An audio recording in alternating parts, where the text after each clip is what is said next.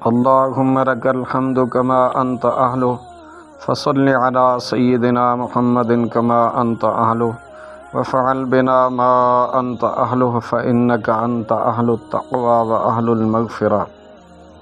اللهم صل على محمد عبدك ورسولك وصل على المؤمنين والمؤمنات والمسلمين والمسلمات. حق مہر کی رقم کہاں خرچ کی جائے؟ معزز برادران اسلام، سامعین و ناظرین، آج کی اس ویڈیو میں ہم یہ جاننے کی کوشش کریں گے حق مہر کی رقم بزرگان دین، اولیاء کاملین کے تجربات سے جو چیز ثابت ہے وہ یہ ہے کہ کوئی آدمی کاروبار کرے تو بیوی کے حق مہر کی رقم تھوڑی سی اپنے کاروبار میں لگا دے، اسے انشاءاللہ نقصان نہیں ہوگا۔ حق مہر کی رقم طرفین کے لیے خیر و برکت کی چیز ہے۔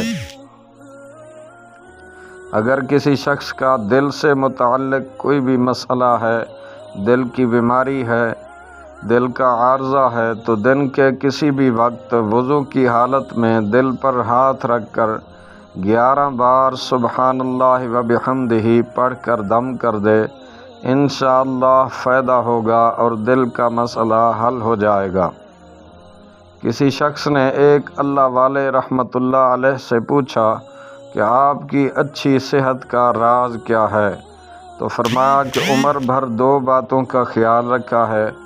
ایک یہ کہ جس چیز نے ایک بار نقصان دیا ہے پھر اس سے ہمیشہ پرہیز کیا۔ دوسری وجہ یہ ہے کہ صبح کی سیر کا کبھی ناغہ نہیں کیا۔ فقیہ ابو اللیث سمرقندی رحمۃ اللہ علیہ کے زہد و تقویٰ کا یہ عالم تھا کہ جب سفر میں جاتے تو استنجا کے 2 ڈھیلے اپنے ساتھ رکھتے تھے۔ جب ان سے دریافت کیا گیا تو فرمایا میں کسی دوسرے کی ملکیت سے بلا اجازت کے ڈھیلے استعمال کرنا اچھا نہیں سمجھتا۔ اللہ اکبر۔ حضرت شبلی رحمۃ اللہ علیہ کی خدمت میں ایک شخص حاضر ہوا اور اپنے کثیر العیال ہونے کی شکایت کی، یعنی میری اولاد بہت زیادہ ہے۔ فرمایا ان کو گھر سے نکال، جن کے رزق کا ذمہ اللہ نے نہیں لیا ہے، یعنی رزق اللہ کے ذمہ ہے۔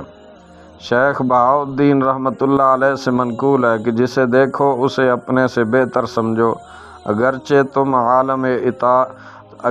تم عالم اطاعت گزار اور وہ شخص گناہ گاری کیوں نہ ہو سکتا ہے یہ تمہاری اطاعت آخری ہو اور اس کا گناہ آخری ہو، تم گناہ گار بن جاؤ اور وہ نیکوکار بن جائے۔ ان سے لوگوں نے کرامت کی تشریح پوچھی تو فرمایا یہی کرامت کیا کم ہے کہ اتنے گناہوں کے باوجود ہم زمین پر چل پھر رہے ہیں۔ حضرت جنید بغدادی رحمۃ اللہ علیہ کا ارشاد ہے کوئی شخص اس وقت تک عارف نہیں کہلا سکتا جب تک وہ زمین کی طرح نہ ہو جائے کہ نیک و بد اسے روندتے ہیں، اور بادل کی طرح نہ ہو جائے جو ہر چیز پر سایہ کرتا ہے، اور سورج کی طرح نہ ہو جائے کہ جو ہر ذرے کو روشن کرتا ہے، اور بارش کی طرح نہ ہو جائے جو ہر چیز کو سیراب کرتی ہے۔ حضرت ابو علی محمد بن الوہاب رحمۃ اللہ علیہ کا ارشاد ہے اف ہے کہ دنیا کے کاموں پر جب وہ اٹھ کر آ جائیں، اور اف ہے دنیا کی حسرتوں پر جب وہ جاتی رہیں۔